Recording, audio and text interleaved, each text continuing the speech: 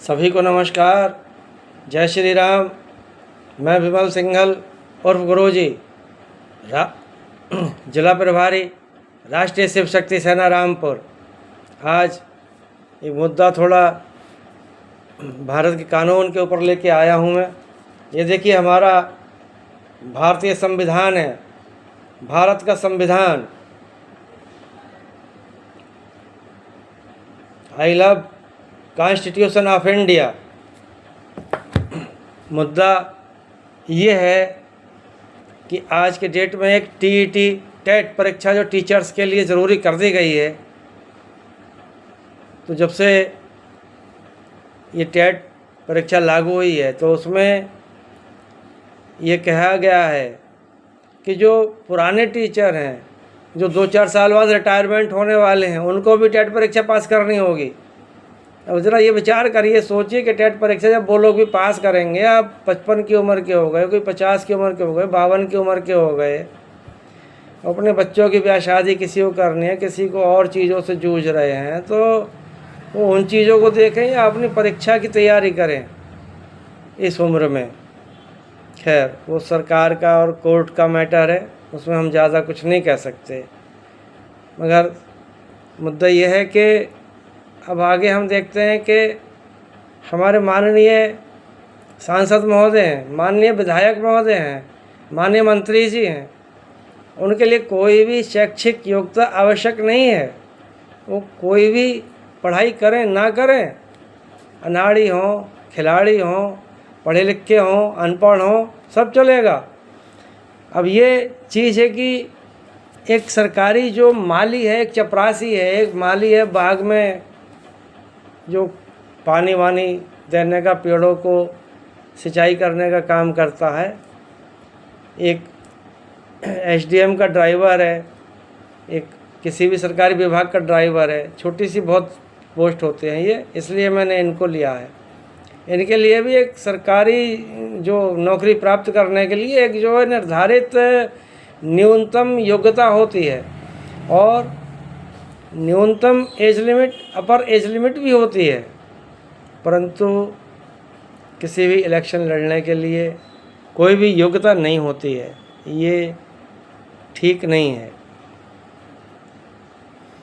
एक सफाई कर्मचारी है, सरकारी नौकरी प्राप्त करता है, उसकी तो न्यूनतम शैक्षिक योग्यता होती है, परंतु किसी भी माननीय की कोई भी न्यूनतम शैक्षिक योग्यता भारत में नहीं होती है।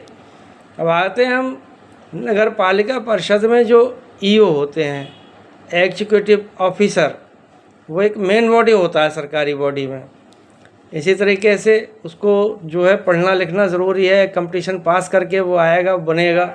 परंतु उसी नगर पालिका के जो अध्यक्ष होते हैं या उस नगर निगम के जो मेयर होते हैं, वो अनपढ़ भी हो सकते हैं, 5वीं पास भी हो सकते हैं, उनकी कोई शैक्षिक योग्यता ज़रूरी नहीं है।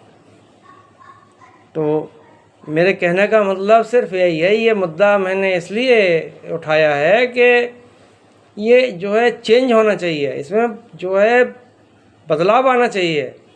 इसमें जो नियम कानून ऐसे बनने चाहिए जो कि शैक्षिक योग्यताएँ उनके लिए भी निर्धारित हों। अब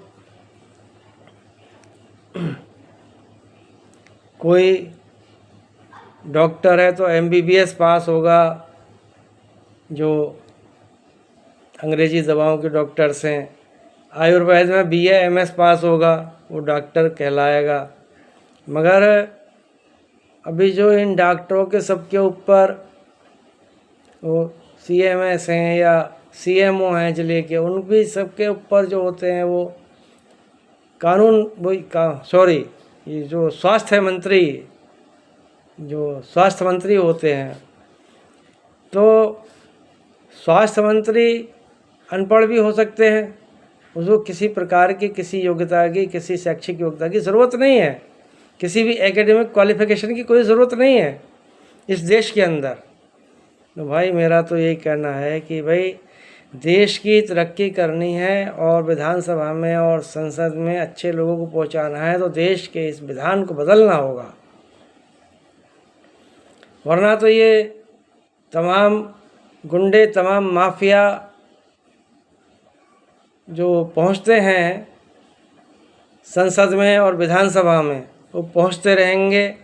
इस तरीके से ठीक नहीं रहता है। अब बात करते हैं एक वकील की। एक वकालत की प्रैक्टिस करने वाले एक वकील को LLB की डिग्री होना अनिवार्य है, परंतु वहीं अब कानून मंत्री बनने के लिए हमारे देश में किसी भी एकेडमिक क्वालिफिकेशन की कोई भी आवश्यकता नहीं है। अब आते हैं हम इस पे कि एक पोस्ट ऑफिस में पोस्टमैन होता है जो डाक बांटने का छोटा सा कार्य करता है, उसको भी एक जो है योग्यता की ज़रूरत होती है। उसकी भी शैक्षिक योग्यता निर्धारित होती है कि इतनी शैक्षिक योग्यता और इतनी एज लिमिट होनी ज़रूरी है। इसमें मेरा फिर यही कहना है कि इस तरीके के विधान हिंदुस्तान में रहते हैं, रहेंगे तो तरक्की देश की और सुधार देश का नहीं हो पाएगा। हमें इस विधान को बदलना होगा। इसी तरह का विधान होने के कारण गुंडे माफिया तस्कर हमारी विधानसभा और लोकसभा में पहुंचते हैं और पहुंचते रहेंगे। इति